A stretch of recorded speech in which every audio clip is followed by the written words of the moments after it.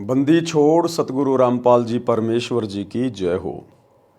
परमपिता परमात्मा सारी सृष्टि के रचनहार, कुल मालिक, असंख्य ब्रह्मांडों के स्वामी, जगत गुरु, तीनों लोकों में प्रवेश करके सबका भरण पोषण करने वाले राजाधिराज, आत्माधार, नाथों के नाथ, देवों के देव, महादेव, सर्वेश्वर, महेश्वर, मृत्युंजय, अजरो अमर, आदि अनादि सनातनी प्रभु, जगत पिता जगदीश्वर, श्री श्री 1008 की उपाधि के वास्तविक अधिकारी, अकाल मूरत सौद स्वरूपी राम वासुदेव, सर्वगतम ब्रह्म, परम पूज्य, प्रथम पूज्य, परम संत, परम पुरुष, परम धनी, परम दयालु, सत्य कबीर, हक्का कबीर, अल्लाहु कबीर, अल्लाहु अकबर, बाखबर, अल्लाह ताला, जगत के तारणहार, जगत के मुक्तिदाता, जगत के जगन्नाथ, हारे के सहारे, हिंदुओं के राम, मुसलमानों के अल्लाह, सिखों के वाहेगुरु, ईसाइयों के मसीह, दया के सागर दयानिधि, करुणा के सागर करुणानिधि, स्वयंभू परिभू, संकट मोचन, कष्ट हरण, मंगल करण, दुख भंजन, अविगत कबीर, निर्विकार निर्विषम परमात्मा, अलय अलेख सतगुरु, आदि अनादि सतगुरु, असली मर्यादा पुरुषोत्तम, असली राम, असली कृष्ण, असली घनश्याम, असली मुरारी, राजाओं के राजा, महाराजाओं के महाराजा, शहंशाहों के शहंशाह, सम्राटों के सम्राट, भगवानों के भगवान, अल्लाहों के अल्लाह, प्रभुओं के प्रभु, मसीहाओं के मसीह, सच्चे वाहे गुरु, बाबाओं के बाबा, पीरों के पीर, सेठों के सेठ, जगत सेठ, सावड़सा सेठ, सर्वगुण संपन्न, अनंत कोटि कलाओं के स्वामी, अनंत कोटि ब्रह्मांडों के नायक, योगियों में महायोगी, ध्यानियों में महाध्यानी, सिद्धों में परम सिद्ध, ज्ञानियों में तत्व ज्ञानी, ब्रह्म ज्ञानी, महाज्ञानी, परम ज्ञानी, सर्वश्रेष्ठ ज्ञानी, विज्ञानी, युवा कबीर, समर्थ कबीर, असमवात, अमित ओजा, सच्चे रहनुमा, करीम अल्लाह, शुभान अल्लाह, दुनिया के अंतिम पैगंबर, 8 सितंबर 1951 से गांव धनाना, जिला सोनीपत, हरियाणा, भारतवर्ष की पावन भूमि पे प्रकट रियल कल की भगवान श्री नारायण साकार हरि, श्री बाबा साहेब, नूर अनंत परमात्मा, संत शिरोमणि सतगुरु रामपाल जी परमेश्वर जी के चरण कमल में साध संगति से जुड़े हुए आप और हम सभी सत्सेवक भाई बहनों का अनंत कोटि दंडवत प्रणाम।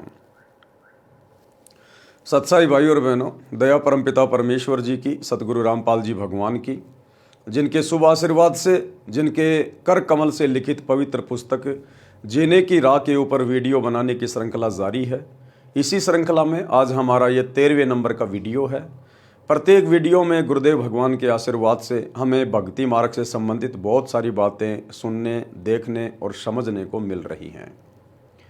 भाई और बहनों, जीने की राह कोई सामान्य पुस्तक नहीं है।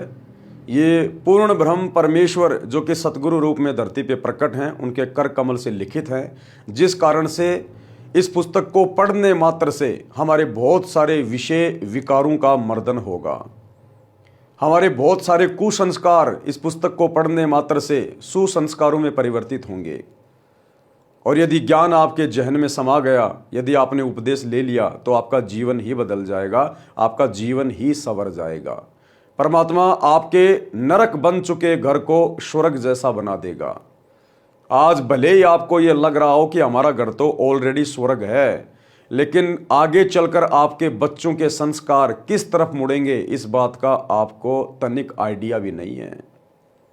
बचपन में बेटा बेटी आपके अधीन होते हैं, जैसा आप कहोगे वैसा ही करेंगे। आप लोगों को लगता है कि बेटा बेटी तो मेरी आज्ञा में चल रहे हैं, लेकिन जब बेटा बेटी अपनी उम्र में आएंगे, स्वयं सोचने समझने लायक हो जाएंगे, अपने पैरों पर खड़े हो जाएंगे, उस समय उन बेटा बेटियों के संस्कार अपने हिसाब से कार्य करेंगे। माता पिता ने चाहे कितने अच्छे संस्कार क्यों ना दिए हैं, यदि उस घर में सतगुरु की भक्ति नहीं है, तो बेटा बेटी के संस्कार, बेटा बेटी के आदर्श, उनके विचार माता पिता के विपरीत हो जाते हैं। अक्सर आपने देखा होगा, माता पिता बहुत ही अच्छे आचार विचार के हैं और बेटा बेटी बहुत ज़्यादा बिगड़े हुए माता पिता की बदनामी का कारण बन जाते हैं। बाप एक नंबर का शराबी है, लेकिन बेटा कभी जर्दे को भी हाथ नहीं लगाता। तो ये संस्कार उसको कहाँ से मिले, ये विचार उनमें कहाँ से उत्पन्न हुए? ये पिछले भक्ति से, जब कभी उनके पिछले मनुष्य जन्म थे, उन जन्मों में उनकी किस प्रकार की भक्ति थी, क्या उनका आचार विचार था, क्या उनका खान पान था, उसी प्रकार से अगले जन्म में संस्कार बनते हैं। तो भाई और बहनों, यदि अपने परिवार को स्वर्ग बनाना चाहते हो, अपने बच्चों के गिरते हुए संस्कारों को उत्तम बनाना चाहते हो, तो आज ही सतगुरु रामपाल जी के YouTube पर सत्संग सुनना शुरू कर दीजिए। मोबाइल सबके हाथ में है। तो अब हम आज के वीडियो में आगे बढ़ते हैं और गुरुदेव भगवान हमें आगे क्या आदेशित कर रहे हैं, क्या निर्देशित कर रहे हैं। पवित्र पुस्तक जीने की राह, पार्ट नंबर 13, पेज नंबर 98। सांसारिक चीज चू में ही भक्ति करनी पड़ेगी। यानी जिस दिन आपको ये ज्ञान समझ में आ गया, आपने सतगुरुदेव भगवान से उपदेश ले लिया, उसके बाद परमेश्वर आपके उन संस्कारों को समाप्त कर देगा। आपके भाग्य में आगे आने वाली उन समस्याओं को परमात्मा मिटा देगा। जो समस्याएं आगे चलकर आपको परेशान करनी थी, आपकी भक्ति में बाधा उत्पन्न होनी थी। लेकिन उसके बावजूद भी भाई और बहनों, थोड़ी बहुत ची चू तो इस काल के लोक में बनी ही रहेगी। हाँ, अन्य जो सांसारिक लोग हैं, अन्य जो भक्तिहीन लोग हैं, अचानक से कोई दुर्घटना हो गई, पूरा का पूरा परिवार एक्सीडेंट में मर गया, युवा बेटा मर गया, बेटी मर गई, एक्सीडेंट में किसी का हाथ कट गया, किसी की आंख फूट गई, कोई असाध्य रोग हो गया, ये सारी चीजें फिर आपके परिवार में कभी भी घटित नहीं होंगी। हाँ, इतना जरूर है, यदि परिवार के किसी सदस्य के भाग्य में मौत लिखी है और यदि सतगुरु से उपदेश प्राप्त कर लिया तो परमात्मा उसको हल्के में टाल देंगे। थोड़ी बहुत हाथ पैर में कोई चोट लग के रह जाएगी और आप लोगों को भी सतगुरु विश्वास दिला देगा कि बेटा, यदि आज आप मेरी शरण में ना होते, यदि आज आपका परिवार मेरी शरण में ना होता, तो आपके ऊपर ये पहाड़ जैसी आपत्ति आनी थी, आपका परिवार शमशान बन जाना था।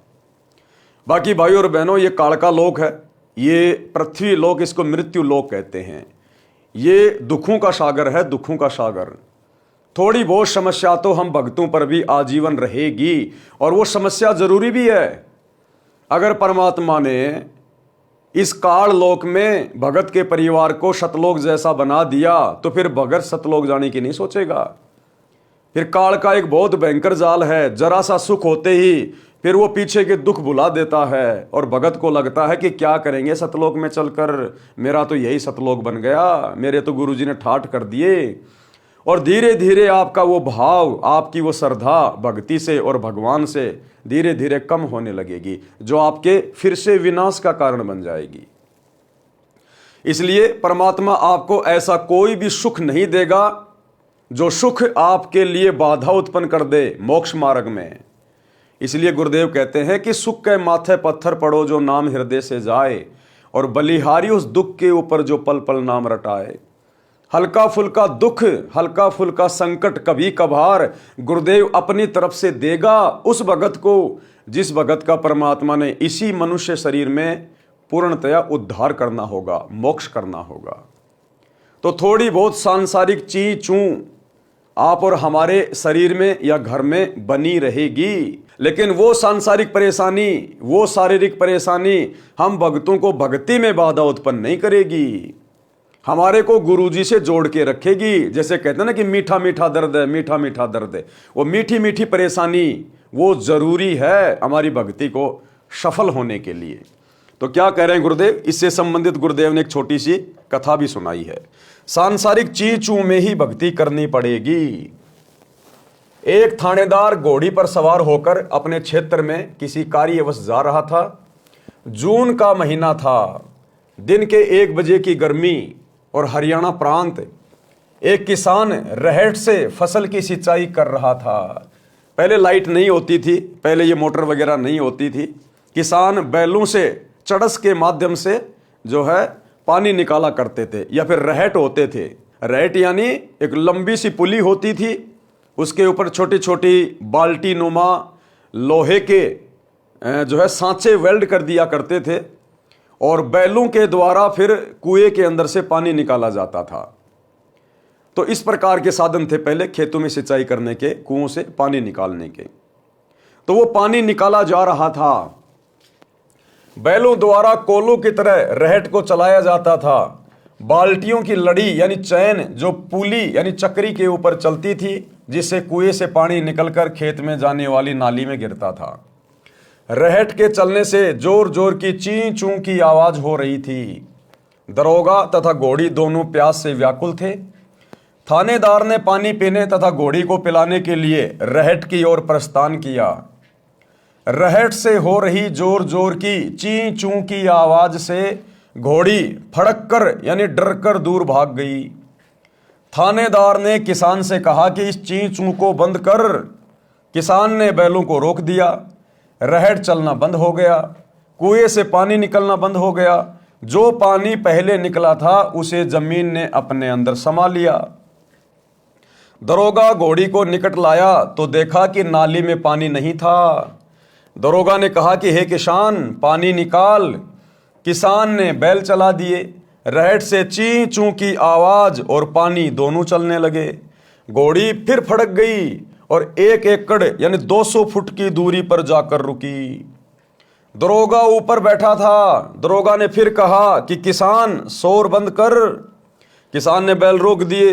पानी नाली से जमीन में जाते ही समाप्त था। घोड़ी को निकट लाया, पानी नहीं मिला तो फिर पानी निकालने का आदेश दिया। रहट चलते ही घोड़ी दौड़ गई। किसान ने कहा कि दरोगा जी, इस रहट की ची चू में ही पानी पीना पड़ेगा, नहीं तो दोनों मरोगे। दरोगा घोड़ी से उतरा, लगाम पकड़कर धीरे धीरे घोड़ी को निकट लाया। चलते रहट में ही दोनों ने पानी पिया और जीवन रक्षा की। इसलिए सांसारिक कार्यों को करते करते ही भक्ति, दान, धर्म, सुमरण करना पड़ेगा। अवश्य कीजिए। आप सोचो कि ये पृथ्वी लोक ही सतलोक बन जाएगा, ऐसा बिल्कुल भी असंभव नहीं है। जो सुख हमें सतलोक में प्राप्त हैं, यदि उनका अंश मात्र भी परमेश्वर ने हमें यहां दे दिया तो भी हम इस काल के जाल में फंस जाएंगे। इस काल के जाल में तो जिस आत्मा का परमात्मा ने पूर्णतया उद्धार करना होगा, उस आत्मा को गुरुदेव भगवान अपने हिसाब से चलाएगा भक्ति मार्ग पर। क्योंकि हॉस्पिटल में डॉक्टर की शरण में जाने के बाद फिर मरीज की नहीं चलती। फिर जैसा डॉक्टर चाहेगा उसी हिसाब से उपचार करेगा। मरीज के रोने धोने से, चीखने चिल्लाने से डॉक्टर कभी जल्दबाजी नहीं करेगा, अपने ट्रीटमेंट को चेंज नहीं करेगा। तो अध्यात्म का डॉक्टर है सतगुरु, और सतगुरु ने देखना है कि ये भगत किस प्रकार से इस काल के लोक में टिक कर भक्ति करेगा। क्योंकि सतगुरु अंतर्यामी होते हैं। इसलिए यदि हमें सतगुरु की शरण प्राप्त हो गई है और यदि फिर भी थोड़ी बहुत कोई सांसारिक ची चू है, घर में कोई सास बहू का हल्का फुल्का झगड़ा है, पति या पत्नी के साथ में नोक झोंक हो जाती है, शरीर में हल्का फुल्का कोई दर्द है, थोड़ी बहुत कोई प्रॉब्लम रहती है, तो ये समझना कि ये गॉड गिवन है। गॉड गिवन ये सतगुरुदेव भगवान अपनी तरफ से देख के रखे हुए हैं ताकि हमारी बुद्धि सेंटर में रहे और हम सतगुरुदेव भगवान को याद करते रहें। उस परेशानी और दुख के डर से, भय से हम ये भक्ति करते रहें। इसलिए भक्ति मार्ग में आने के बाद यदि कोई हल्का फुल्का कष्ट है तो सतगुरु का प्रसाद समझकर आपने भक्ति पर लगे रहना है। अब भक्ति से क्या होगा? आयु तो थोड़ी सी शेष है। बहुत सारे भाई बहन जिनको बुढ़ापे में जाके ये सतज्ञान मिलता है, गुरु जी का सत्संग सुनने को मिलता है, जिनकी 60 साल की, 70 साल की, 80 साल की उम्र हो चुकी है, तो उनके मन में एक डर बैठ जाता है, एक भय बैठ जाता है, एक चिंता हो जाती है कि भाई ज्ञान तो एक नंबर का है, भक्ति तो इसके अलावा और धरती पे नहीं है। हमने तो अपना जीवन बर्बाद ही कर दिया अन्य देवी देवताओं की पूजा पाठ करके, मंदिर में, मस्जिद में, चर्चों में, गुरुद्वारों में धक्के खा के। लेकिन उनको एक चिंता बन जाती है कि अब हमारा क्या बनेगा। पूरी जिंदगी तो हमने वो घिसी पीटी आधे अधूरे भगवानों की भक्ति करी, जिसका कोई लाभ नहीं था, कोई फायदा नहीं था। अब जाके पता चला अब आगे हम क्या भक्ति करें, हमारी तो उम्र ही बहुत थोड़ी बची है, अब आगे हम यह भक्ति कैसे सफल करेंगे। तो उनको चिंता बन जाती है। तो गुरुदेव भगवान समझा रहे हैं एक छोटी सी कहानी के माध्यम से कि आपकी चाहे 90 साल की उम्र क्यों ना है, आपकी मृत्यु चाहे 2 दिन बाद ही क्यों ना है, यदि आपने ये भक्ति स्वीकार कर ली, यदि आपने सतगुरु से उपदेश ले लिया और सतगुरु से उपदेश लेते ही यदि आपका शरीर भी छूट गया, तो भी आप इस भक्ति से वो धन लेके जाओगे, आप वो फायदा उठाओगे जो फायदा 100 वर्ष वो आधे अधूरे भगवानों की भक्ति करते करते भी आप जी नहीं उठा पाए। यदि आपने आज ही सतगुरु से उपदेश ले लिया और उपदेश लेते ही यदि आपकी मृत्यु हो जाती है, भले आपने एक भी नाम का सुमरण नहीं किया, बस आपने सतगुरु के मुख से सुना, सतगुरु के मुख से उस मंत्र को सुनने मात्र से आपको अगला जन्म मनुष्य का मिलेगा, स्त्री या पुरुष का, और किसी भगत के घर में परमात्मा पैदा करेगा। आंखें खोलते ही सच्चाई बोलना शुरू करेगा, बचपन से भक्ति शुरू हो जाएगी। इतना बड़ा बेनिफिट केवल इस भक्ति में है, अन्य दुनिया की किसी भक्ति में नहीं है। एक मनुष्य जन्म भी एक्स्ट्रा नहीं दे सकती दुनिया की अन्य कोई भक्ति। मनुष्य जन्म तो छोड़िए, एक श्वास भी एक्स्ट्रा नहीं मिल सकता आपको अन्य ब्रह्मा विष्णु महेश की भक्ति से, अल्लाह मौला की भक्ति से। और सतगुरु की भक्ति से आपको मनुष्य जन्म मिलेगा डेफिनेटली, तुरंत। यदि आपकी भक्ति भी अधूरी रह गई, किसी कारण से आप भक्ति पूरी नहीं कर पाए, तो आपको 84 लाख योनियों में सतगुरु नहीं जाने देगा। तुरंत आपको मनुष्य जन्म देगा सतगुरु, और बचपन से आपको फिर अपनी शरण में ले लेगा। अब भक्ति से क्या होगा, आयु तो थोड़ी सी बची है। जिला जिंद में गांव मनोरपुर में भगत राम कुंवर जी के घर 3 दिन का पाठ तथा सत्संग हो रहा था। गांव में पुरुष सत्संग को पाखंड मानते हैं, क्योंकि पुराने जमाने में सत्संग का आयोजन वृद्ध स्त्रियां करती थी। रात्रि में सत्संग करती थी, दिन में पुत्र वधू को भाई भतीजों की गालियों से कोसती थी, बद्दुआ देती थी। कोई कोई तो दूसरे के बिटोड़े से गोसे ऊपड़े तक चुरा लेती थी। कभी पकड़ी जाती तो बदनामी होती थी। इसी तरह की घटनाओं से सत्संग नाम से लोगों को एलर्जी थी। भगत राम कुंवर जी के पूरे परिवार ने दीक्षा ले रखी थी। उनको पता था कि यह सत्संग भिन्न है। जब राम कुंवर जी के पिताजी को पता चला कि हमारे घर में बड़ा बेटा सत्संग करा रहा है, तो बहुत ज्यादा बेइज्जती मानी और सोचा कि गांव क्या कहेगा। इसलिए वह वृद्ध 3 दिन तक अपने बड़े बेटे के घर पर नहीं आया। छोटे बेटे के घर चौबारे में रहा, जो कि पास में ही था। दिन में खेतों में चला जाए, रात्रि में चौबारे में हुक्का पीवे और दुख मनावे कि ये कैसे दिन देख रहा हूं। मतलब सत्संग को तो इतना बुरा मान रखा है कि जिनके घर में सत्संग चलता है, इसका मतलब वो तो बेकार आदमी है, हमारी तो बेइज्जती हो गई। और ये बॉलीवुड वाले जिनको तुम हीरो हीरोइन कहते हो, अगर उनके कोई फिल्मी गाने चल रहे हैं, रात्रि में कोई फिल्म चल रही है, तो उसको घर की इज्जत मानते हैं। काल ने इस कदर तांडव मचा रखा है। रात्रि में दास यानी लेखक कौन, सतगुरु रामपाल जी भगवान। रात्रि में दास ने सत्संग किया, लाउड स्पीकर लगा रखा था। राम कुंवर के लड़के को पता था कि दादाजी ऊपर चौबारे में हैं। उसने एक स्पीकर का मुंह दादाजी के चौबारे की ओर कर दिया। सत्संग का वचन सुनना वृद्ध की मजबूरी बन गई, क्योंकि छोटे बेटे का घर बराबर में था और ऊपर चौबारे पे बैठा था। अब जब तक सोएगा नहीं, तब तक तो गुरुजी के वचन कान में पड़ेंगे। 2 दिन सत्संग सुनकर वो वृद्ध तीसरे दिन पाठ के भोग पर राम कुंवर जी के घर आ गया। राम कुंवर जी की पत्नी ने बताया कि मैंने सोचा था कि बूढ़ा बात बिगाड़ने आया है। अब उसके बेटे की बहू ने सोचा कि बूढ़ा लड़ाई झगड़ा करेगा और ये तो हमारी इज्जत का ग्राहक बनेगा, गुरुजी को भी ना जाने क्या क्या कहेगा। वो डर गई, महाराज जी को गलत बोलेगा। पाठ का भोग लगने के पश्चात राम कुंवर जी के पिताजी मेरे सामने बैठ गए और कहने लगे, यानी गुरुदेव भगवान के सामने बैठ गया वो बूढ़ा और आंखों से आंसू निकालने लगा और कहने लगे, महाराज जी मैं तो इस सत्संग से घना नाराज था, परंतु 2 दिन आपकी बात सुनी, मेरे को झंझोड़ कर रख दिया। मैंने तो मनुष्य जीवन का पूरा ही नाश कर दिया। यानी मैंने तो केवल 2 के 4 बनाए। अपने बच्चों के लिए दिन रात मेहनत करके बैल की तरह मैंने तो जमीन खरीद दी, मकान बना दिए, और मैं तो अपने आप को धन्य समझ रहा था। आज आपके सत्संग से पता चला मैंने तो मेरा जीवन बर्बाद कर लिया, बर्बाद। अरे जिस विशेष कार्य के लिए मेरे को परमात्मा ने मनुष्य जन्म दिया था, उसकी तो मैंने शुरुआत भी नहीं की। और मैं तो अपने आप को पोता पोती वाला मान रहा था, अपने आप को कार कोठी वाला मान रहा था कि मेरे सब बेटे शादीशुदा हैं, उनके बच्चे हो गए, सब ने अलग अलग मकान बना लिए। मैंने तो अपना जीवन बर्बाद कर दिया भक्ति की शुरुआत ना करके। मैंने तो मनुष्य जीवन का पूरा ही नाश कर दिया।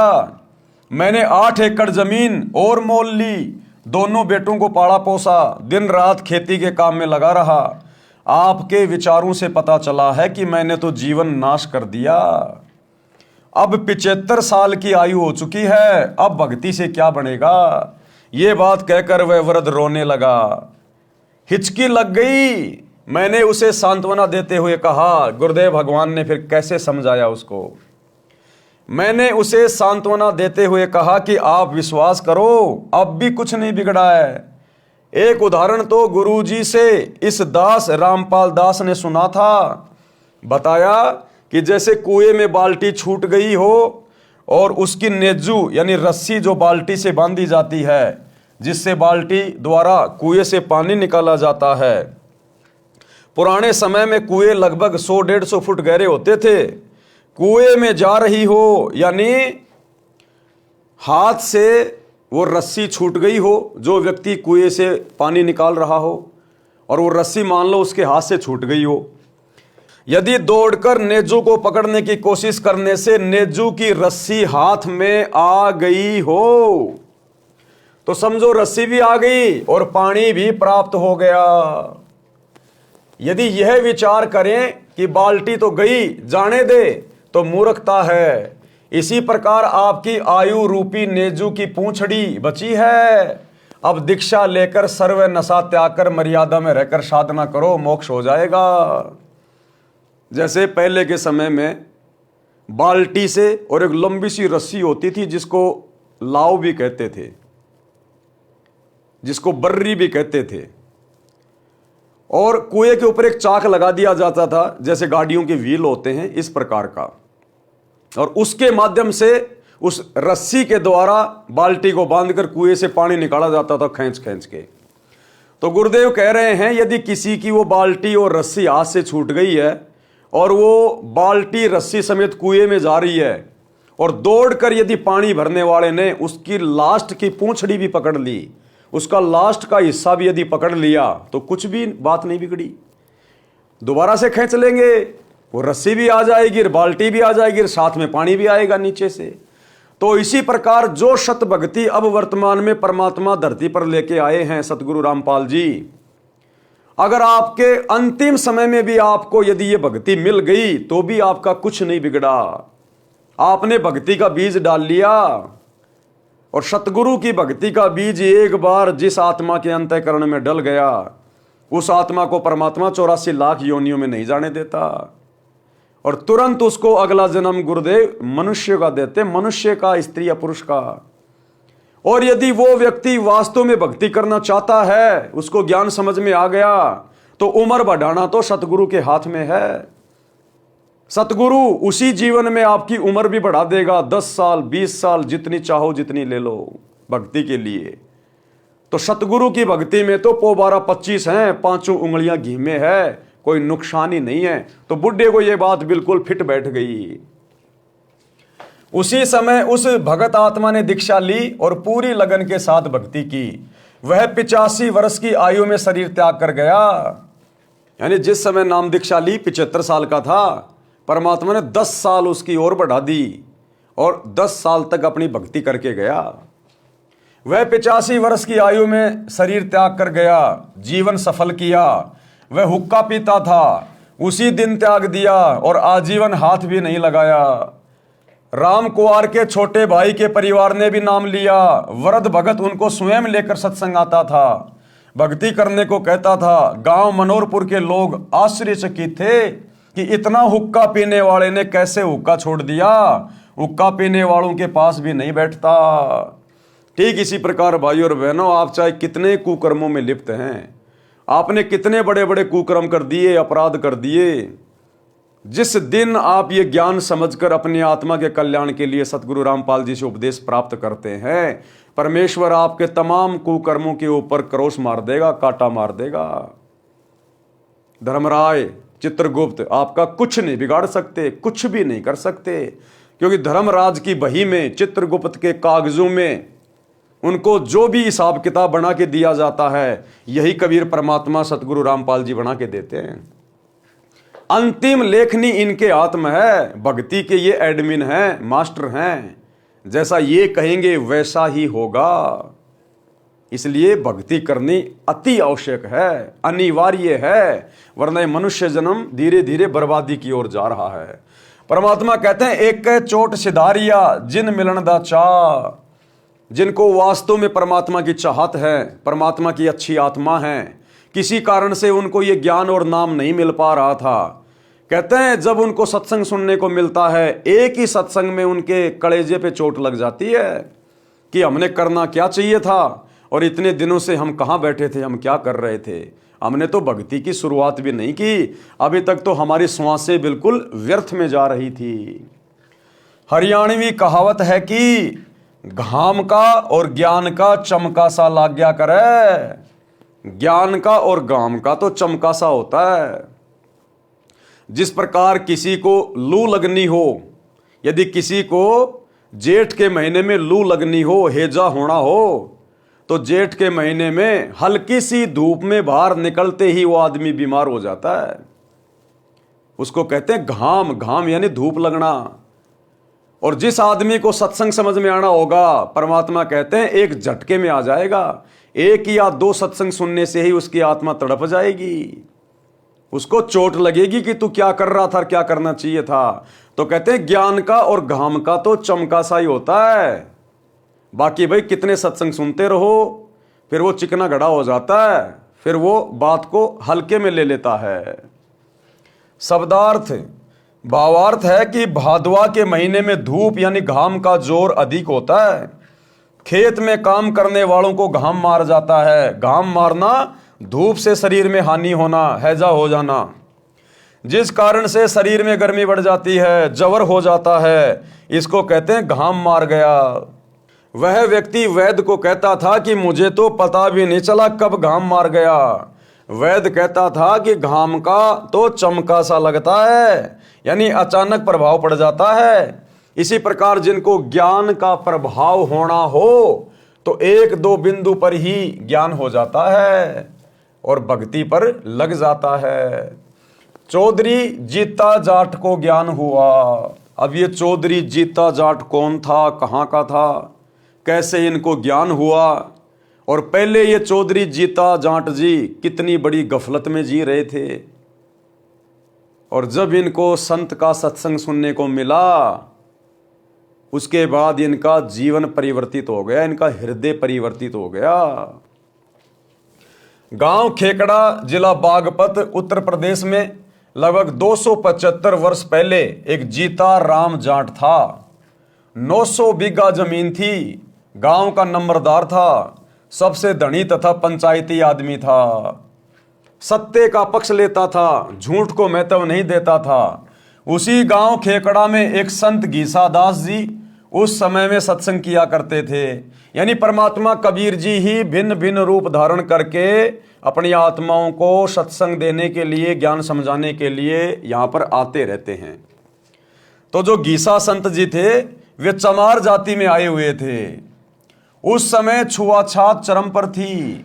संत घीसादास जी को परमेश्वर कबीर जी लगभग 7-8 वर्ष की आयु में जंगल में मिले थे।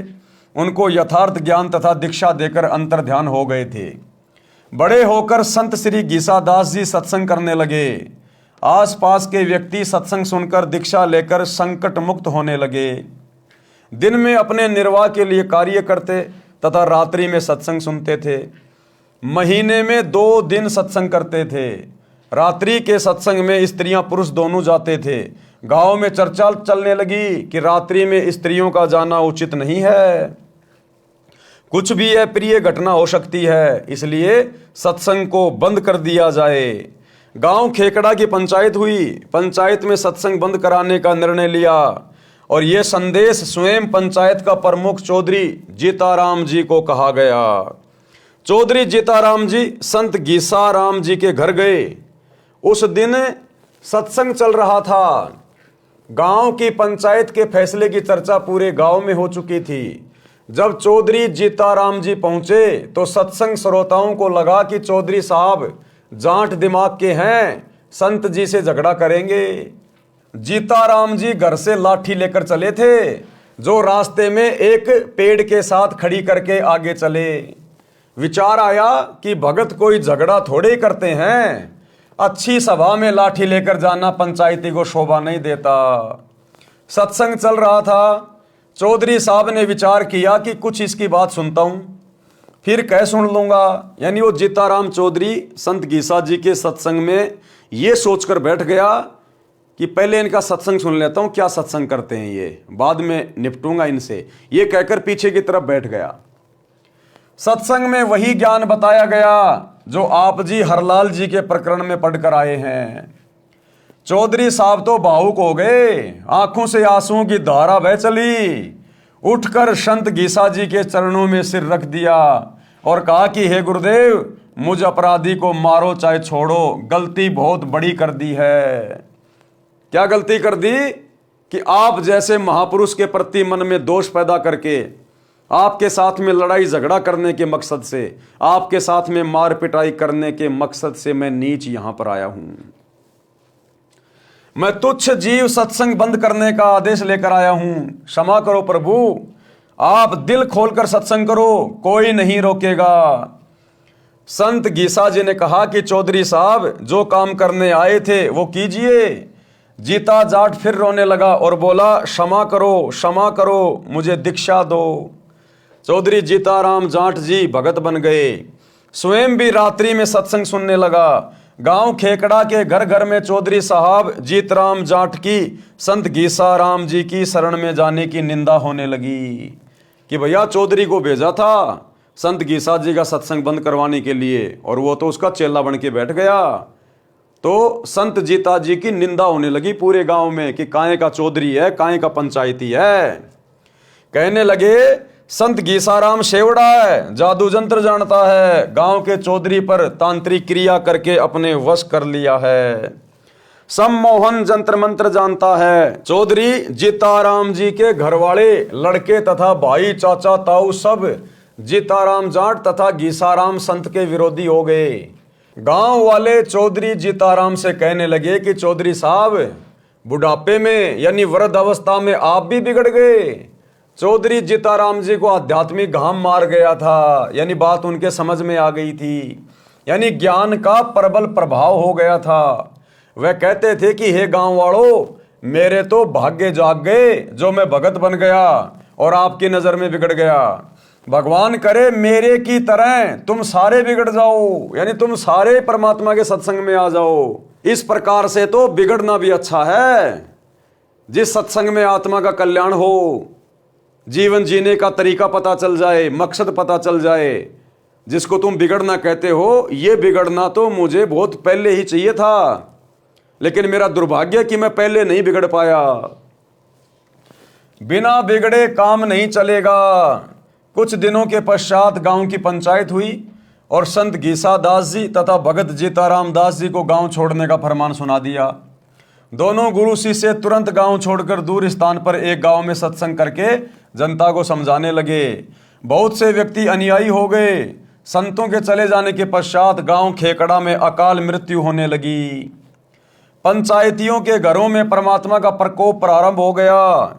किसी के चारे में आग लगे, किसी के पशु मरने लगे, किसी के परिवार में प्रेत बोलने लगे, किसी की बेटी विधवा हो गई, किसी को अधरंग की शिकायत। गांव में पशुओं में रोग फैल गया। गांव के कुछ व्यक्ति किसी बूझा पूछा करने वाले के पास गांव में हो रहे उपद्रव का कारण जानने के लिए गए।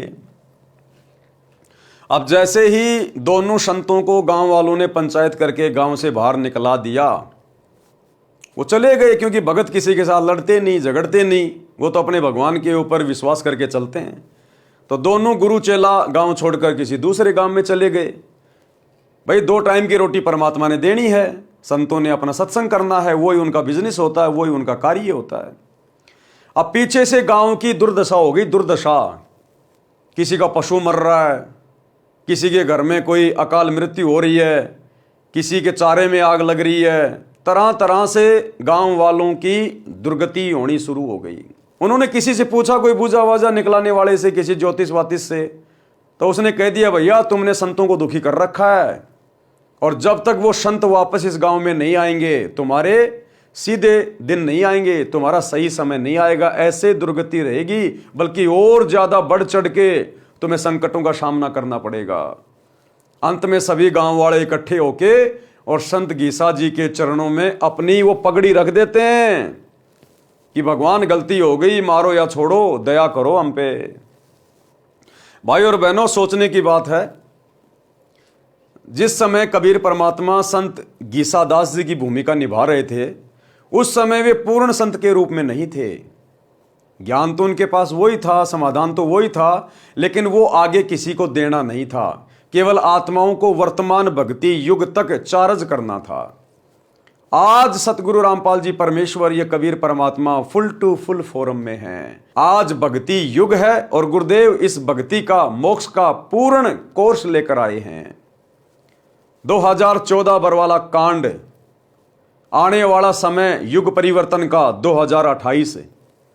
दुनिया ने आपत्ति मोल ले ली, आपत्ति मोल। सेम टू सेम यही सिचुएशन आने वाले 3 से 4 वर्षों में अकेले भारत की नहीं, पूरी दुनिया की होने जा रही है।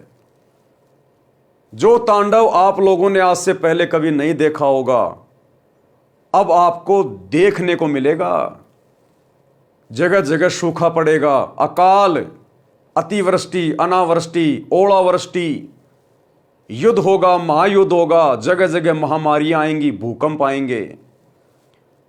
दुनिया पूरी तरह से संकट की गोद में आएगी, संकट की गोद में। लोग सोच नहीं पाएंगे ये हो क्या गया, अचानक से देश दुनिया को क्या हो गया। लेकिन उसका कारण क्या होगा? सन 2014 बरवाला कांड। परम संत जो हिसार की जेल में बैठे हुए हैं, संतों के साथ में बदतमीजी, संतों के साथ में ऐसा दुर्व्यवहार प्रशासन का, जनता का। आने वाले समय में ये जनता नाक रगड़ रगड़ के अपनी इन गलतियों के लिए माफी मांगेगी, नाक रगड़ रगड़ के। और जैसा कि दास बहुत पहले आप लोगों को बता चुका है, आने वाले समय में इस देश को बचाने के लिए देश के शीर्ष नेता सतगुरु रामपाल जी के पैर पकड़ कर लेके आएंगे, पैर पकड़ कर। जैसे कि मीराबाई को उस राणा ने अपनी नगरी से निकाल दिया था। मीराबाई दुखी होकर वृंदावन में चली गई थी, पीछे से उस राणा की नगरी में अकाल पड़ा, भयंकर दुर्भिक्ष। पता चला, किसी ज्योतिष ने बताया कि आपने किसी संत को दुखी कर रखा है, जब तक वो संत वापस नहीं आएगा तेरी नगरी में ठीक ठाक नहीं होगा कुछ भी। पता चला कि मीरा थी वो संत जिसको नगरी से बाहर निकाल दिया गया था। इसी प्रकार ज्योतिष ने गांव वालों को बताया कि आपने किसी संत को दुखी कर रखा है, जब तक वो संत वापस नहीं आएंगे आपके गांव में, आप लोग इसी प्रकार से परेशानियों में रहोगे। तो आने वाले समय में भाई और बहनों, युग परिवर्तन 2028। अभी दुनिया को 2 टाइम की रोटी बड़े मजे से मिल रही है, काम धंधा बड़े अच्छे से चल रहा है, इसलिए आवास नहीं हो रहा। लेकिन ज्ञान से इंसान को आगे का पता चलता है। भविष्यवाणियां पहले से हो चुकी हैं, और भविष्यवाणियां हो ना हो, परम संत के साथ में, परम संत स्वयं परमात्मा होता है जो सतगुरु रूप में धरती पे आकर प्रकट होकर ज्ञान देता है, लीला करता है। उनके साथ में ऐसा दुर्व्यवहार इस देश ने और देश की जनता ने अपने पैर के ऊपर कुल्हाड़ी मारी है। ठीक वही लीला, वही घटनाएं फिर से वर्तमान में दोहराई जाएंगी 2028 के आसपास। गांव के कुछ व्यक्ति किसी बूझा पूछा करने वाले के पास गांव में हो रहे उपद्रव का कारण जानने के लिए गए। बूझा वाले ने बताया कि आपके गांव में 2 संत भगत रहते थे, वे गांव से चले गए हैं, वे वापस आएंगे तो गांव बसेगा, अन्यथा उजड़ जाएगा। उन व्यक्तियों ने गांव में आकर पंचायत करके सब बात बताई। गांव के गणमान्य व्यक्ति संत भगत को वापस लाने के लिए उस गांव में गए। भगत जीता दास ने गुरुजी गीसा दास जी से कहा कि लगता है गुरुदेव यहां से भी निकलवाने गांव वाले आ गए हैं, देखो वे आ रहे हैं। संत गीसा दास जी बोले, रख लो चद्दर कंधे पर, चलते बनेंगे। इतने में गांव के चौधरी निकट आ गए और अपने अपने सिर के साफे यानी खंडवे, वो पगड़ी संत गीसा व भगत जीता जी के चरणों में रख दिए। सब लोग बोले, महाराज जी गलती क्षमा करो, आपके आने के पश्चात गांव उजड़ने लग रहा है, बचाया जाए तो बचा लो, नहीं तो हम भी यहीं आपके पास ही रहेंगे। उस गांव के व्यक्ति भी इकट्ठे हो गए। सारी घटना का पता चला। वर्तमान गांव वाले कहने लगे कि चौधरियों, तुम बसोगे तो हम उजड़ेंगे। जब से ये दो देवता गांव में आए हैं, गांव में किसी की तू तू मैं भी नहीं हुई। 2 बार बारिश हो चुकी है, देखो फसल लहरा रही है। खेकड़ा वालों ने विशेष विनय की तो दोनों महापुरुषों ने लौटने की हाँ कर दी और वर्तमान गांव वालों से कहा कि हम समय समय पर आते रहेंगे। प्रत्येक पूर्णमासी को आप खेकड़ा आया कीजिए, परमात्मा कबीर जी सब ठीक रखेंगे। दोनों महापुरुषों के आते ही पूरे गांव में पूर्ण शांति हो गई। पशुधन स्वस्थ हो गया। अगले दिन भारी बारिश हो गई। किसान लोग फूले नहीं समा रहे थे। 36 बिरादरी खुश थी। सब उपद्रव बंद हो गए। आज तक उस गांव में संत गीसा दास जी तथा भगत जीता दास जी के नाम के मेले लगते हैं। संत गरीबदास जी ने कहा है कि गरीब जिस मंडल साधु नहीं, नदी नहीं गुंजार, तज हंसा वो देसड़ा जहां यम की मोटी मार। अर्थात जिस क्षेत्र में महात्मा गुरुजन नहीं होते और नदी आसपास न बह रही हो, हे भगत उस देश को त्याग दे, वहां काल की भयंकर प्रताड़ना है। लेकिन भाई और बहनों, हम जितने भी भगत भाई बहन हैं, जहां जहां भी रह रहे हैं, यदि हमारे आसपास कोई नदी वगैरह नहीं है, यदि आसपास में कोई संत नहीं है, तो हमने डरने की जरूरत नहीं है। हमने उस जगह को छोड़ने की या त्यागने की जरूरत नहीं है। आज तो हम खुद भगत हो गए। आज तो गुरुदेव ने हमारे को खुद को संत बना दिया। यहाँ के आचार्य शंकराचार्य मुल्ला मौलवी से तो लाख गुना अच्छे भक्ति मार्ग में आप और हम हैं। हमारे कारण आने वाले समय में दुनिया को राहत मिलेगी, दुनिया को फायदा मिलेगा। और नदी वदी की जरूरत नहीं है। आजकल जमीन खोद के ट्यूबवेल वगैरह लगा के आजकल पानी निकालने के बहुत सारे स्रोत हैं। और भगत यदि रेगिस्तान में बैठ के भी सत भक्ति करेगा, परमात्मा वहां भी बारिश से ढेर लगा देगा पानी का। इसलिए आप और हम भक्तों ने ऐसी कोई चिंता करने की आवश्यकता नहीं है। इसलिए हे पाठक जनों, जब भी जिस आयु में सतगुरु मिल जाए, भक्ति प्रारंभ कर देना। संत गरीबदास जी ने कहा है कि गरीब चली गई सो जान दे, ले रहती को राख। यानी तेरी जितनी उम्र चली गई है जाने अनजाने में, भक्ति के बिना तूने अपना जितना समय बर्बाद कर दिया उसको भूल जा। उसके विषय में ज्यादा चिंतन मनन मत करना।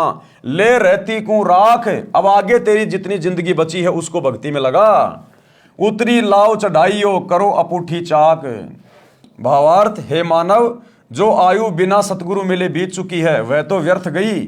उसकी चिंता छोड़कर सच्ची लगन से शेष बची आयु में भक्ति करके कल्याण करवा ले। भक्ति पर लगने के पश्चात सांसारिक कार्य भी आसान हो जाएंगे। जैसे कुएं से पानी निकालते समय नेजू यानी बाल्टी से बंधी रस्सी चक्कर से उतर जाती तो बाल्टी को खींचना कठिन हो जाता था। नेजू यानी रस्सी को फिर से चक्कर पर चढ़ाकर बाल्टी खींचना बहुत आसान हो जाता है। सतगुरु के शरण में आने से पहले लाव यानी रस्सी चक्कर से उतरी हुई के समान पानी निकालना कठिन हो रहा था। उसी प्रकार सब कार्य कठिनता से बन रहे थे। भक्ति शुरू करते ही कार्य आसानी से बनने लगे। जैसे रस्सी चक्कर पर चढ़ने के पश्चात पानी आसानी से निकलता है। ये विचार नहीं करना चाहिए कि अब तो आयु कम रहती है, अब क्या भक्ति करेंगे। जब भी सत्संग से ज्ञान हो जाए उसी आयु में दृढ़ता व लगन से भक्ति पर लग जाना चाहिए। भावार्थ, जो आयु चली गई उसकी चिंता छोड़कर शेष की रक्षा करो, यानी भक्ति दान सेवा में लगा दो। जैसे पुराने समय में कुएं से खेती की सिंचाई के लिए चमड़े की चड़स प्रयोग होती थी, जिसमें 2-3 क्विंटल पानी भर जाता था। उसको काठ की चक्री के ऊपर लाव यानी मोटी रस्सी चढ़ाकर बांधकर खींचते थे। यदि लाव चक्री से उतर जाती थी, फिसल जाती थी, तो उसे खींचना कठिन हो जाता था। उसको जैसे तैसे पुनः चक्री पर चढ़ाया जाता था, जिससे चड़स को बाहर निकालना आसान हो जाता था, जो उससे लाभ लेने का यथार्थ तरीका है। इसलिए हे मानव, यदि गुरु शरण नहीं ली तो आपकी लाव उतरी पड़ी है। जीवन का प्रत्येक कार्य मुसीबत बना खड़ा है। उस जीवन की लाव को पुनः चक्री पर चढ़ा लो, यानी अपने आप को सतगुरु की शरण में ले आओ। सतगुरु रामपाल जी भगवान के सत्संग सुन के उनके शरण में आ जाओ।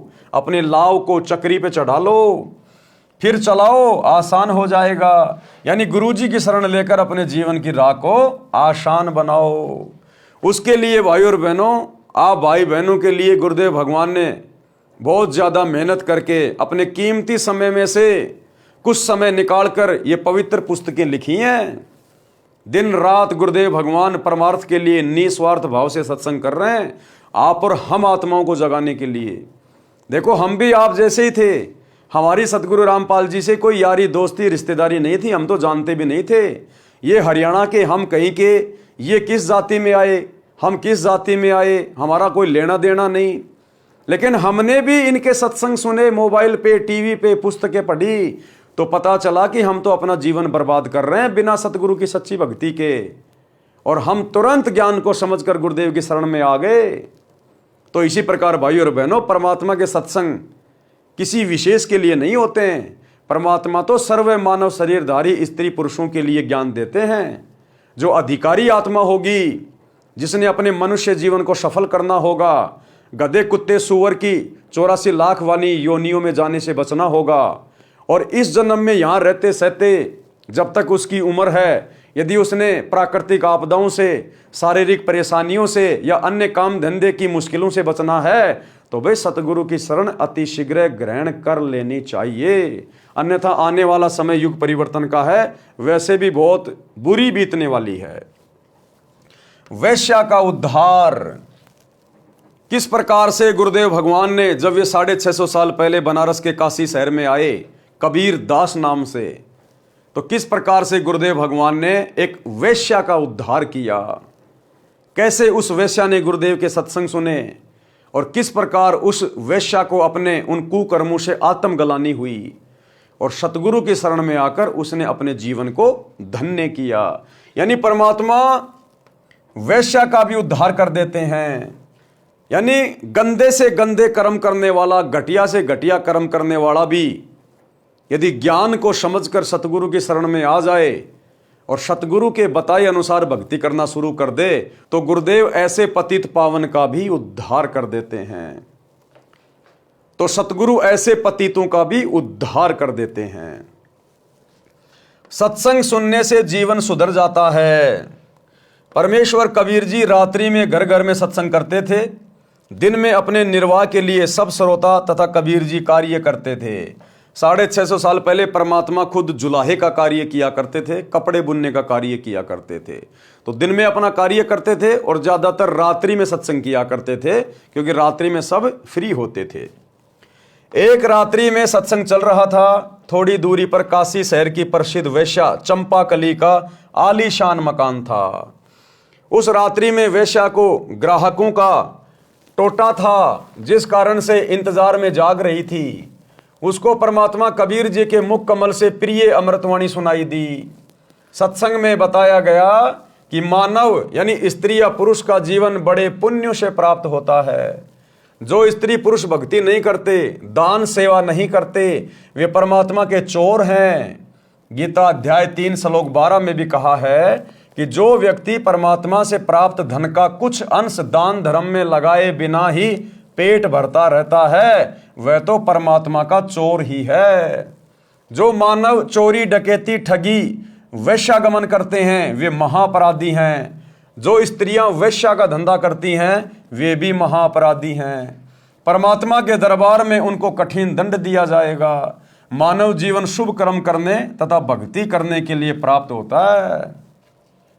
अब वो बेटी, वो बहन वहां बैठकर अपने घर की छत पे और रात्रि के समय शांत माहौल में सत्संग सुन रही थी। और परमात्मा ने बताया, कबीर चोरी जारी वैश्यावर्ती कभू न करियो कोई, पुण्य पाई नर देही ओछी ठोर न खोई। शब्दार्थ, हे मानव, चोरी जारी यानी पर स्त्री गमन, वैश्यावर्ती यानी पर पुरुषों से धन के लोभ में स्त्री का संभोग करना कोई भी ना करना। ये मानव शरीर स्त्री या पुरुष का बहुत पुण्य से प्राप्त हुआ है। इससे पाप कार्यों को करके गलत स्थान पर जाकर नष्ट मत कर, शुभ कर्म कर, गुरु धारण करके अपना कल्याण करवाओ। मानव शरीर प्राप्त प्राणी को चाहिए कि सर्वप्रथम पूर्ण गुरु की शरण में जाकर दीक्षा प्राप्त करे।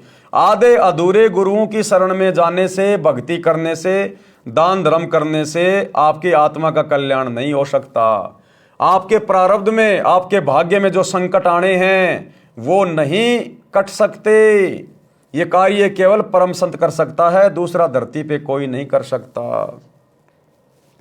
मानव शरीर प्राप्त प्राणी को चाहिए कि सर्वप्रथम पूर्ण गुरु की शरण में जाकर दीक्षा प्राप्त करे, और एक समय में पृथ्वी पर केवल एक ही पूर्ण गुरु होता है।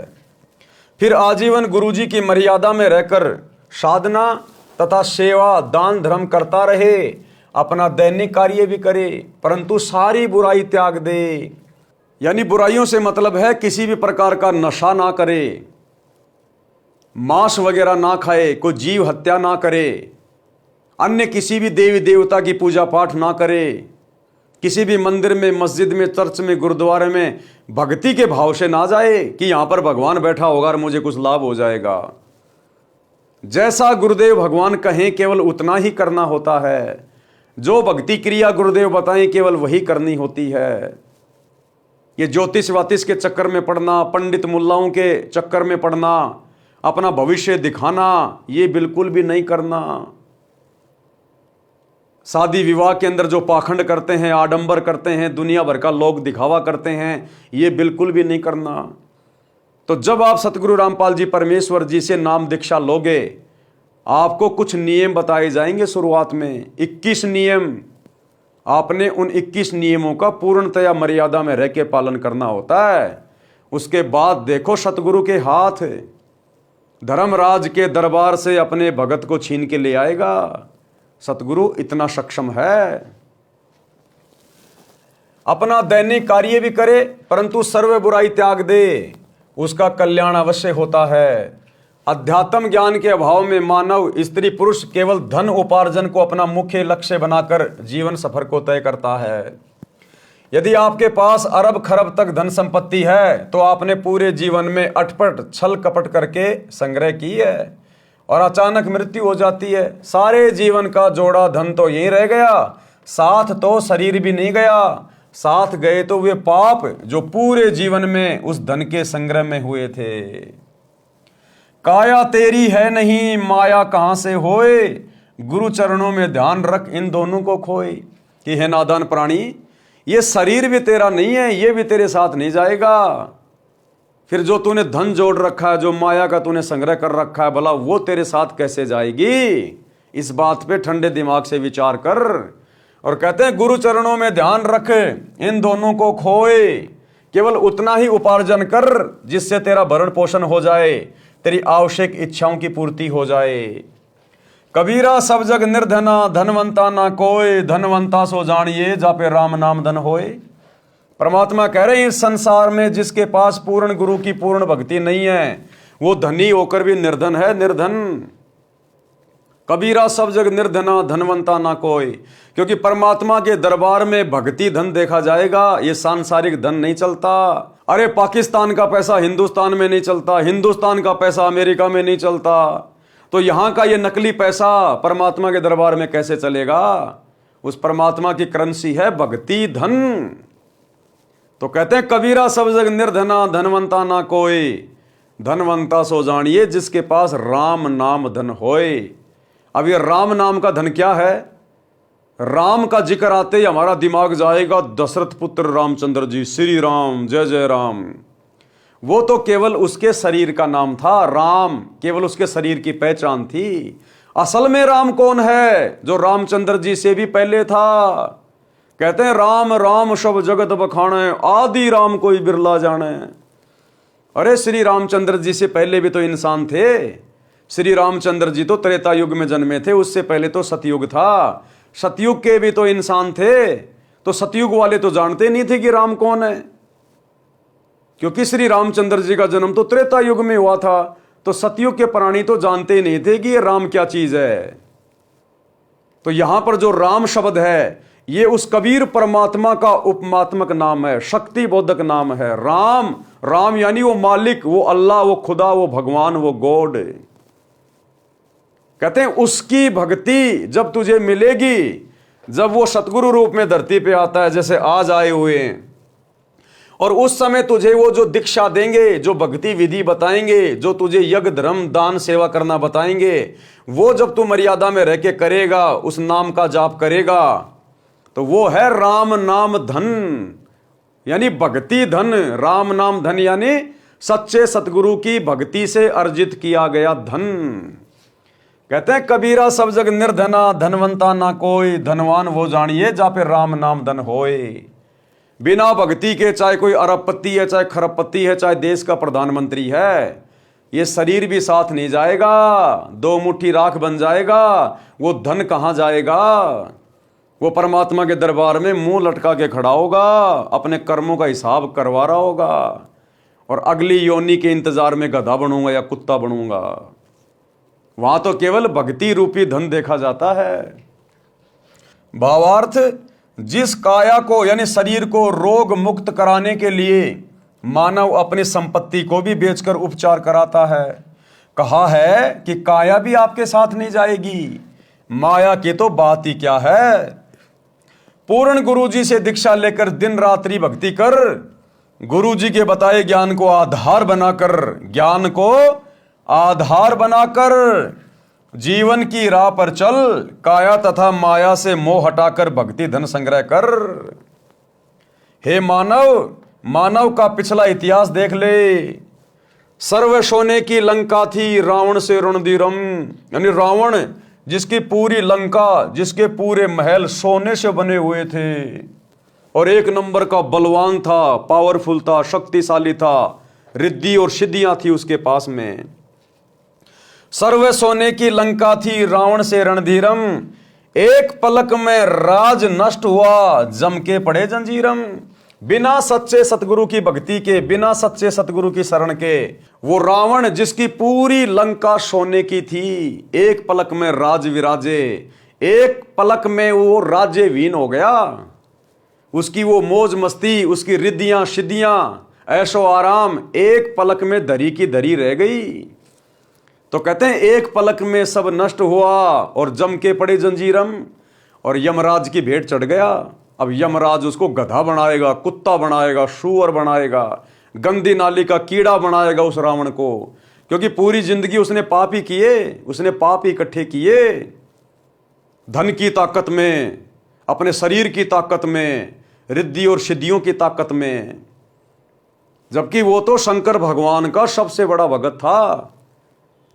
रावण के जैसी भक्ति शंकर जी की कोई नहीं कर सकता, जिसने 10 बार अपने हाथ से अपने सिर काटकर अपने इष्ट शंकर जी के चरणों में रख दिए। वो शंकर भी उसकी दुर्गति होने से नहीं बचा पाया उसको, क्योंकि भगवान शंकर डमी गॉड है, कंप्लीट गॉड नहीं है, पूर्ण गॉड नहीं है। ये कर्मों से अधिक नहीं दे सकते, जितना किया है उतना ही दे सकता है। ये अपने भगत को सद्बुद्धि नहीं दे सकते, क्योंकि ये तीनों भगवान खुद दुर्बुद्धि के शिकार हैं, काल के अधीन हैं। तो भगवान शंकर की भक्ति रावण जैसी कोई नहीं कर सकता। और जब उसकी ऐसी दुर्गति से कुत्ते वाली मौत हुई, तो वर्तमान के शंकर जी के भगत समझ लेना, वही विचार कर लेना तुम्हारे साथ में क्या बनेगी, इस जन्म में नहीं तो किसी अगले जन्म में। ये पीछा छूटेगा केवल पूर्ण गुरु की शरण में आकर सत भक्ति करने से, अन्यथा इंसान को सद्बुद्धि भी नहीं आ सकती। सद्बुद्धि क्या होती है? अरे भगवान शंकर को खुद को सद्बुद्धि नहीं भाई। आपने सुख सागर पढ़ा होगा, किस प्रकार से काम वासना से प्रेरित होकर और मोहिनी के पीछे पीछे जंगल में चल दिए। भगवान शंकर का वीर्यपात हो गया, इतने काम वासना में आरूढ़ हो गए। तो जब इन भगवानों को खुद सद्बुद्धि नहीं है, खुद ये काल प्रेरणा से दुर्बुद्धि के शिकार हैं, ये काल की कठपुतली बनकर कार्य कर रहे हैं, कठपुतली बनकर, तो इनकी भक्ति करने से भला आप और हमारा क्या उद्धार होगा? आप और हमारे संस्कार कैसे परिवर्तित हो सकते हैं? आप और हम कैसे मोक्ष प्राप्त कर सकते हैं? जबकि आज के लोगों के पास तो श्री शंकर जी की भक्ति की विधि भी नहीं है। अरे रावण तो विधि विधान से भक्ति करता था, डायरेक्ट जाके शंकर जी से मिलके आता था। आज के लोगों के पास तो सिवाय शंकर भगवान के नाम पर सुल्फा पीने के अलावा बम बम बम बम करने के अलावा नाम भी बिगाड़ दिया शंकर जी का, बम बम बम बम। अब बम तो फटेगा भैया, बम को जब आग लगेगी तो बम तो फटेगा, और फटेगा तो नुकसान ही करेगा। तो वर्तमान में तो धरती पर काल उपासना करने वालों के पास में श्री शंकर जी, श्री ब्रह्मा जी, श्री विष्णु जी की यथार्थ भक्ति भी नहीं है। तो सोचिए आम प्राणियों का क्या होगा जब रावण की ऐसी दुर्गति हुई, कुत्ते वाली मौत को प्राप्त हुआ और फिर 84 लाख योनियों में गया, कहीं गधा कुत्ता सुअर बन के घूम रहा होगा। इसलिए आज मौका है, अगर आपको ब्रह्मा विष्णु महेश तक की भी सही साधना करनी है और यहीं पर आपको गधा कुत्ता सुअर बनना है, तो भी आपको सतगुरु रामपाल जी से उपदेश लेना पड़ेगा, क्योंकि वर्तमान में इनके अलावा पृथ्वी पर ना तो कोई 3 लोक की भक्ति देने का अधिकारी है और ना कोई सतलोक की भक्ति देने का अधिकारी है। तो गुरुदेव कहते हैं सर्वे सोने की लंका थी, रावण से रणधीरम, एक पलक में राज नष्ट हुआ, जम के पड़े जंजीरम। गरीब भक्ति बिना क्या होत है, भ्रम रहा संसार, रति कंचन पाया नहीं रावण चलती बार। कि बिना भक्ति के ये पूरी दुनिया भ्रमणा में भटक रही है। वो रावण, उसके जैसी भक्ति तुम नहीं कर सकते। कहते हैं जाते समय मरते समय एक रति भर भी सोना लेके नहीं जा सका। तो फिर आजकल के युवा लड़के युवा लड़कियां बिना ज्ञान के हैं 5,000 रुपए का चांदी का ब्रासलेट बना लिया, दिन में 3 बार हला ला के दिखाएंगे दुनिया को। छोटी मोटी 1,000-2,000 की कोई कानों में पहन ली, या बहुत बड़ा कोई धनवान होगा तो आजकल जैसे सोशल मीडिया पे देखते हैं हम, 2-4 किलो सोना अपने गले में सर्पों की तरह लटका के घूमते रहते हैं, दिखाते रहते हैं। कहते हैं रावण की बिल्डिंग, रावण का महल 48 किलोमीटर ऊंचा था, 48 किलोमीटर ऊंचा। वो एक रत्ती भर भी नहीं लेके जा सका, पूरा का पूरा सोने का था, वो पूरा का पूरा सोने का। अब मन में शंका पैदा हो जाएगी, रावण का महल 48 किलोमीटर लंबा कैसे हो सकता है? भैया सतयुग में 100 से 150 फुट के व्यक्ति थे, 100 से लेकर 150 फुट के व्यक्ति। और आज आप सब देख रहे हैं दुनिया की सबसे ऊंची बिल्डिंग कहां है? आप सब बता दोगे, दुबई में है। क्या नाम है? बुर्ज खलीफा नाम है। कितनी ऊंची है? 1 किलोमीटर ऊंची है, 1 किलोमीटर ऊंची। और आज आदमी की हाइट कितनी है? एवरेज हाइट लेके चलते हैं 5.5 फुट। आज इंसान की हाइट है 5.5 फुट, और बिल्डिंग कितनी ऊंची बना दी आज? 1 किलोमीटर ऊंची। तो रावण की हाइट थी 150 फुट उस समय सतयुग में, सभी की 100 फुट 150 फुट। तो उनकी हाइट के हिसाब से 48 किलोमीटर की बिल्डिंग कोई ज्यादा ऊंची है क्या? जब आज का 5 फुट का इंसान और 1 किलोमीटर लंबी बिल्डिंग बना सकता है, तो 150 फुट के इंसान 48 किलोमीटर ऊंची बिल्डिंग बनाना उनके लिए कोई बड़ी बात नहीं है। और उस समय तो वैसे भी भक्ति की शक्ति से सारे काम होते थे, सिद्धियों से सारे काम होते थे, सिद्धियों से। आजकल हम लोग विज्ञान का सहारा लेके लिफ्ट लगा के ऊपर जाते हैं, रावण अपनी सिद्धि शक्ति से जाता था उड़ के। जिस प्रकार रावण ने 33 करोड़ देवी देवताओं के ऊपर हमला किया, अपनी पूरी राक्षस सेना को अपनी सिद्धि शक्ति से आसमान में उड़ा के लेके गया। तो भैया जब आपको ये सत्संग सुनने को मिलेंगे सतगुरु रामपाल जी के, तब आपको पीछे का इतिहास भी याद आएगा, आपको पता चलेगा। आजकल बस हम अपने आसपास किसी को 5 फुट का, 6 फुट का, ज्यादा ज्यादा कोई 7 फुट का एक आधा, हम सोच लेते हैं ओ हो दुनिया का सबसे लंबा आदमी। रावण के पैर की जूती भी बड़ी थी आज के 8 फुट के इंसान से। रावण के पैर की जूती की लंबाई भी आज के 10 फुट के इंसान से बड़ी थी। तो भैया भक्ति इतिहास को हम लोग भूल चुके हैं।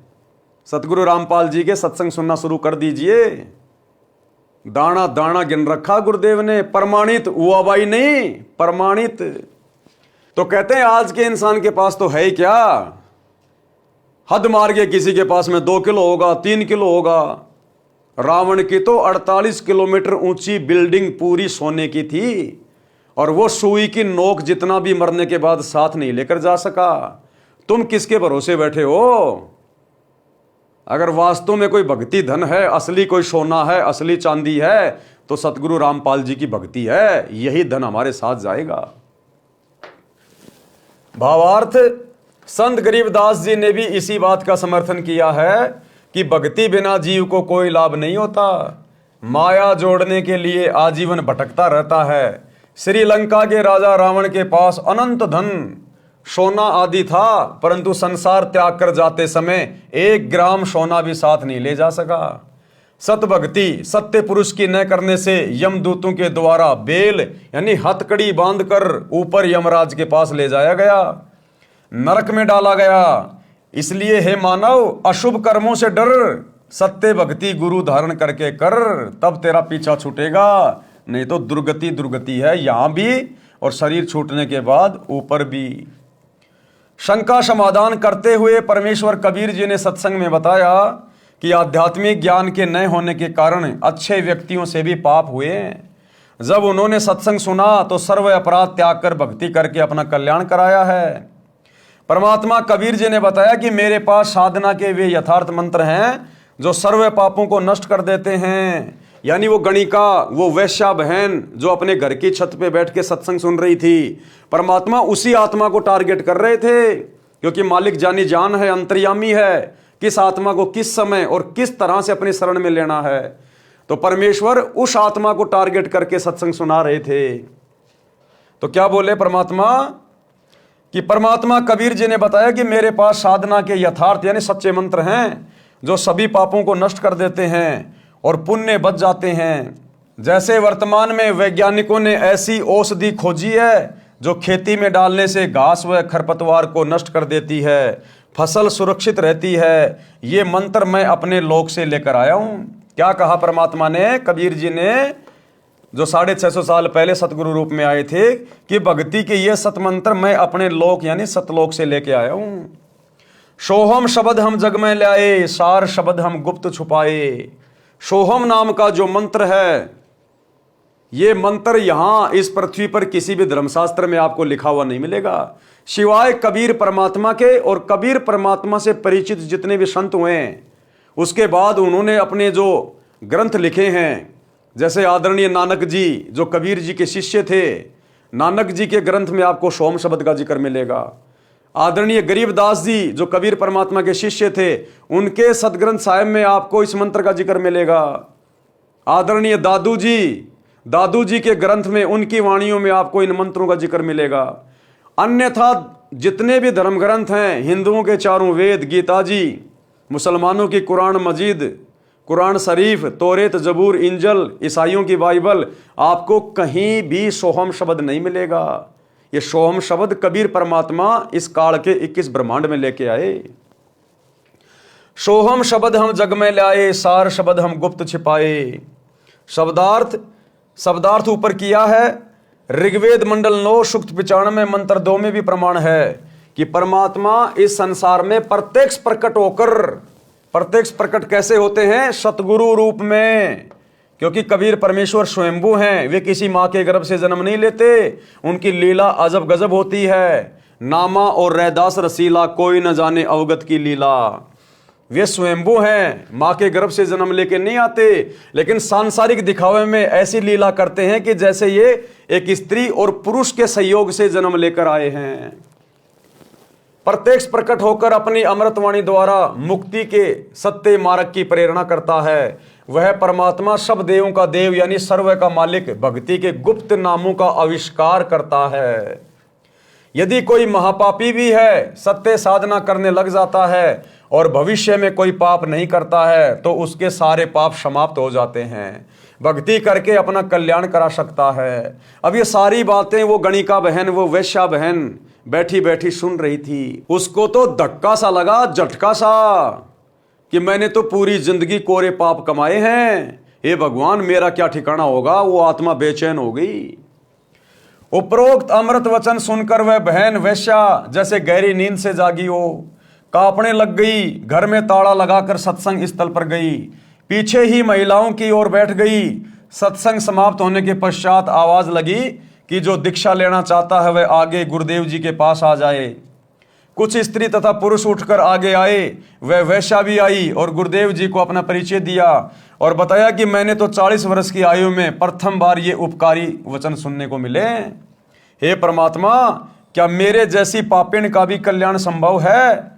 वैसे तो आप जी ने सर्व समाधान सत्संग में बता दिया, परंतु जब अपने घृणित जीवन की ओर झांकती हूं तो गलानी होती है तथा विश्वास नहीं हो रहा है कि मेरे जैसे अपराधी को क्षमा कर दिया जाएगा।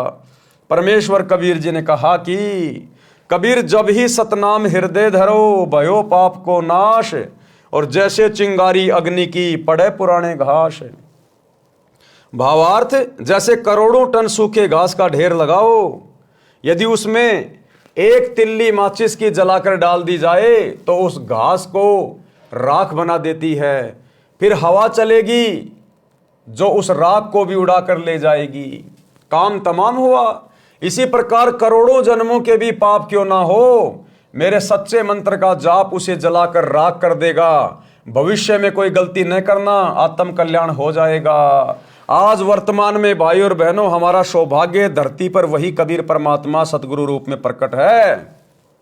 इसीलिए इनकी शरण में आने के बाद स्त्री या पुरुष, ये जीवात्मा सुखी हो जाती है।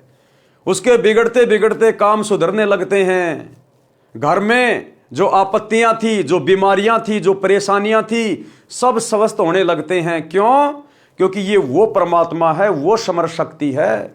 इनसे उपदेश लेने के बाद हमारे जन्म जन्मांतरों के जो पाप कर्म है, कितनी बार हम जो है वो कसाई बन के जीव हत्या कर चुके हैं, अरबों खरबों जीवों को हम काट चुके हैं, मार चुके हैं, जिनका पहाड़ जैसा पाप कर्म बनता है। ना जाने हम कितने जन्मों में अपराधी रहे, डकैत रहे, चोर रहे, हम लोग ने वैश्यागमन किया, पता नहीं क्या क्या कुकर्म किए होते हैं। उन सभी पाप कर्मों को परमात्मा जलाकर भस्म कर देता है जब हम इनकी शरण में आ जाते हैं। हमें परमात्मा उन तमाम कुकर्मों से मुक्त कर देता है, जिस कारण से वो पाप कर्मों का वजन एकदम से हल्का हो जाता है। और आगे गुरुदेव सत्संग करके, पुस्तकें लिख के हमें ऐसा ज्ञान दे देते हैं, उस ज्ञान को सुनने के बाद हमें फिर कुकर्मों से डर लगने लगता है। हमें अपना भविष्य दिखाई देने लगता है कि अगर ये कुकर्म किया तो सतगुरु नाराज हो जाएगा, और सतगुरु नाराज हो गया तो फिर मुझे दंड भोगना पड़ेगा। बड़ी मुश्किल से तो बात बनी है, आगे कर्म नहीं बिगाड़ूंगा। तो आगे वो आत्मा ज्ञान समझकर, सतगुरु से डरकर, आत्म कल्याण के प्रति चिंतित होकर कोई भी ऐसा कुकर्म नहीं करेगा, नहीं करेगी, जिससे उसके कर्म बिगड़े, वो पाप का भागी बने। और पिछले सारे पाप कर्म सतगुरु अपनी समर्थता से, अपने आशीर्वाद से सूखे घास की तरह जलाकर भस्म कर देता है, जिस कारण महादुखी व्यक्ति भी तुरंत राहत प्राप्त करने लगता है। इसलिए भाइयों और बहनों, सतगुरु रामपाल जी परमेश्वर जी की शरण में आकर अपनी आत्मा का कल्याण करवाना अति आवश्यक है। ये मौका हमें फिर नहीं मिलेगा। यदि एक बार सतगुरु रामपाल जी भगवान के पावन चरण कमल इस पृथ्वी से चले गए, यानी जिस रूप में आज गुरुदेव भगवान धरती पे प्रकट हैं, जिस दिन अपनी लीला पूरी करके और अपने निज लोक सतलोक चले जाएंगे, उसके बाद भाई और बहनों फिर पाप कटने की उम्मीद मत करना किसी भी प्रकार की। या फिर सतगुरु के रहते सहते यदि हमारी टिकट कट गई, हमारी मृत्यु हो गई, हम चल बसे, तो फिर भी हमारे हाथ में कुछ नहीं लगेगा, फिर हम सीधे 84 लाख योनियों में जाएंगे। तो वर्तमान में गुरुदेव धरती पे प्रकट है, आप और हमारे को मनुष्य जन्म प्राप्त है। इससे अच्छा मौका भला और कब मिलेगा, क्या मिलेगा। इसलिए भाई और बहनों, आज मौका है, गुरुदेव भगवान धरती पे प्रकट हैं, ये गोल्डन चांस है, गोल्डन चांस। चारों युगों में केवल यही वो समय है जब आत्माएं अपना आत्म कल्याण करवा पाती हैं। सतयुग में भक्ति तो इंसान करता है, लेकिन यह सत भक्ति नसीब नहीं होती। द्वापर और त्रेता में भी इंसान भक्ति करता है, लेकिन यह सच्चे सतगुरु वाली भक्ति नसीब नहीं होती। और यदि हम सतगुरु की बात को सुन भी लेते हैं, मान भी लेते हैं, तो हमें सुख इतने होते हैं उन युगों में, हमारे पुण्यों के कारण हम सतगुरु की भक्ति को सीरियस नहीं लेते, जिस कारण से भी हमारा मोक्ष नहीं हो पाता। अब आ गया चौथा युग, कलयुग। हमारे जितने भी वो पुण्य कर्म थे हमने खा लिए, खर्च कर लिए, राजा महाराजा बन के, सेठ बन के। अब ये चौथा युग आ गया, कलयुग। हमारे पुण्य समाप्त, अब बच गए पाप कर्म। पाप कर्म से आएंगे दुख, परेशानियां, आपत्तियां। तभी आत्मा रोती है, फिर ये जाती है मंदिर में, मस्जिद में, मेलों में, संतों के पास में। और काल ने जगह जगह नकली संत बैठा रखे, नकली संत ठग बैठा रखे, पाखंडी शास्त्र विरुद्ध साधना बताने वाले लाखों, और एकमात्र सच्चे परमात्मा की सत भक्ति बताने वाले एकमात्र सतगुरु रामपाल जी भगवान। तो भाई इनकी शरण में वही आ पाएगा जो पूर्व जन्मों का संस्कारी होगा। परमात्मा कहते हैं सकल पदार्थ है जग माही, कर्महीन नर पावत नाई, भाग्य बिना नर पावत नाई। तो भाई अरबों खरबों की जनसंख्या में से कोई भाग्यवान आत्मा होगी जो सतगुरु के सत्संग सुनकर इनकी शरण में आकर और इस काल के भयंकर जाल से अपना पीछा छुड़वाएगी। तो वर्तमान में मौका है, आपको मनुष्य जन्म प्राप्त है और सतगुरु धरती पर प्रकट है सत भक्ति लेकर। भयंकर दाव है, भयंकर दाव। ये कोई योग या संयोग नहीं है। वर्तमान में आप जितने भी भाई बहन हैं पृथ्वी पर, स्त्री या पुरुष जितने भी हैं, 7 अरब या 8 अरब, ये बड़े सौभाग्य से मनुष्य जन्म प्राप्त हुआ है। सभी आत्माओं के पुण्य बहुत भयंकर हैं, तभी तो सतगुरु के समकालीन आप और हमारे को जन्म मिला है। नहीं तो हमारे दादा परदादा चले गए, उनके दादा परदादा चले गए, सतगुरु के दर्शन भी नहीं कर पाए। और आज तो गुरुदेव भगवान ने ऐसी दया कर दी आप और हमारे ऊपर, घर बैठे अपने सत्संग भेज दिए। जेब से मोबाइल निकालो, यूट्यूब पे जाके सर्च करो, सत्संग सतगुरु रामपाल जी भगवान, सृष्टि रचना सतगुरु रामपाल जी भगवान।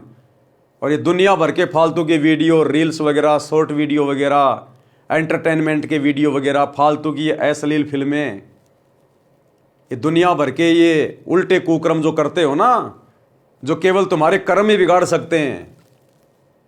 थोड़ा थोड़ा समय निकाल के सतगुरु के सत्संग सुनना शुरू कर दो। परमात्मा धरती पे आया हुआ है, परमात्मा। ये बातें उस समय तुम्हारे दिल में घर करेंगे जब एक बार सत्संग सुनना शुरू करोगे। ज्ञान से ही ज्ञान होता है, ज्ञान से ही ज्ञान। आंखें मलते रह जाओगे फिर अगर ज्ञान समझ में आ गया तो कि ये भगवान कहां अंधेरे में सो रहे थे। अगला जन्म गधे कुत्ते सूअर का था अगर सतगुरु रामपाल जी की शरण में नहीं आ जाते तो भाई और बहनों, समझदार होगा वो तो विचार करेगा, बुद्धि विवेक से काम लेगा। जिस चिंतन मनन के लिए, सोचने विचारने के लिए परमात्मा ने हमें ये बुद्धि दी है, ये मनुष्य जन्म दिया है, जानवरों से अधिक हमारे को ये बुद्धि दी है, वो तो इस बुद्धि का सदुपयोग करेगा गुरुदेव के सत्संग सुन के। अन्यथा वही जानवरों वाले कर्म करता करता, बच्चे पैदा किए, बच्चों का पालन पोषण किया, खाया पिया, मौज मस्ती मारी, और अंत समय में किसी टायर के नीचे आके फूट के मर गया या किसी हॉस्पिटल में किसी बीमारी से तड़प तड़प के मर गया। वो तो वही कर्म करते हुए जाएगा संसार से जो जानवर करते हुए जा रहे हैं। तो उसमें जानवर में तो फिर कोई अंतर नहीं हुआ, अगले जन्म में फिर उसको जानवर ही बनना है। लेकिन यदि आप समझदार हैं तो गुरुदेव के सत्संग सुनना शुरू कर दें और अपने इस अनमोल मनुष्य जन्म को, जो यहाँ की किसी भी संपत्ति से जिसको तोला नहीं जा सकता, इतना कीमती है ये। अगर हीरे का पहाड़ भी एक तरफ रख दिया जाए और ये मनुष्य जन्म दूसरी तरफ रख दिया जाए तो इस मनुष्य जन्म का वजन ज्यादा है उस हीरे के पहाड़ का नहीं, क्योंकि हम इससे अपना आत्म कल्याण करवा सकते हैं। सतगुरु के साथ विमान में बैठ के शतलोक जा सकते हैं। तो भाइयों और बहनों, आज के वीडियो में हम केवल इतना ही लेंगे। कल रात्रि 8 बजे रंका बंका की कथा, ये क्या कथा है, रंका बंका कौन थे, कैसे इनको सतगुरु की शरण मिली और कैसे इन्होंने अपने जीवन को आबाद किया, तो ये कथा हम कल रात्रि 8 बजे गुरुदेव के आशीर्वाद से पढ़ेंगे। तब तक गुरुदेव भगवान हम सबको आज्ञा दे, इजाजत दे, सद्बुद्धि दे, आशीर्वाद दे। बंदी छोड़ सतगुरु रामपाल जी भगवान की जय हो।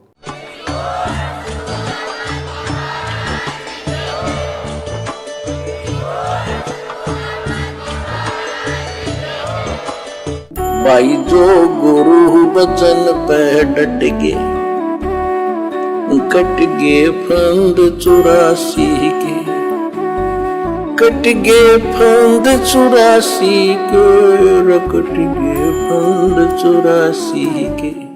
भाई जो गुरु बचन पे डट गे, कट गे फंद 84 के, कट